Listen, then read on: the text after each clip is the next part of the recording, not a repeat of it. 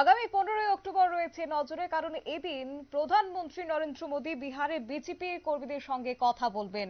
নির্বাচনের জন্য কথা বলবেন তিনি। বিজেপির সিনিয়র নেতাদের সঙ্গেও কথা বলার বিষয়ে জানা যাচ্ছে এবার সূত্র মারফত। কি রয়েছে জানবো বিস্তারিত। আমাদের সঙ্গে যুক্ত হয়েছে প্রতিনিধি শেখ মনিরুল। মনিরুল, কি জানতে পারছো? দেখো, দিল্লিতে দীনদয়াল উপাধ্যায় মার্গে বিজেপির নির্বাচনী কমিটির বৈঠক শেষ হতেই যেটা জানা যাচ্ছে যে আগামী 15ই অক্টোবর প্রধানমন্ত্রী নরেন্দ্র মোদী বিজেপির যে বিহারের যারা সিনিয়র নেতারা রয়েছেন, যারা বয়সের ভারে এখন সেইভাবে দলীয় সংগঠনে সক্রিয় নয়, তাদের সঙ্গে ভার্চুয়ালি কথা বলবেন বলে জানা গেছে।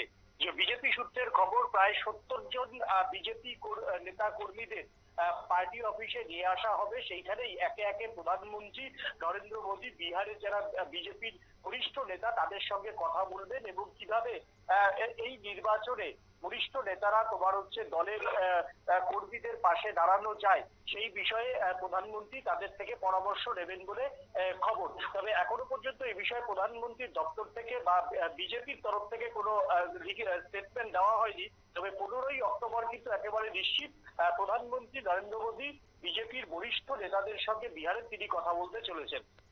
ধন্যবাদ। অর্থাৎ আগামী 15ই অক্টোবর মেরা বুথ সবসে মজবুত এই কর্মসূচির অধীনে বিহারে বুথ স্তরে বিজেপি কর্মীদের সঙ্গে সরাসরি মত বিনিময় করবেন। আসন্ন বিহারে বিধানসভা নির্বাচনকে সামনে রেখে কর্মীদের উৎসাহিত করা এবং তাদের পরামর্শ দেওয়ার উদ্দেশ্যেই তিনি এই উদ্যোগ নিয়েছেন। রবিবার এই কথাই তিনি এক্স হ্যান্ডেলে জানিয়েছেন। নিয়ে নিচ্ছে ছোট্ট একটি বিজ্ঞাপন বিরতির সঙ্গে থাকুন।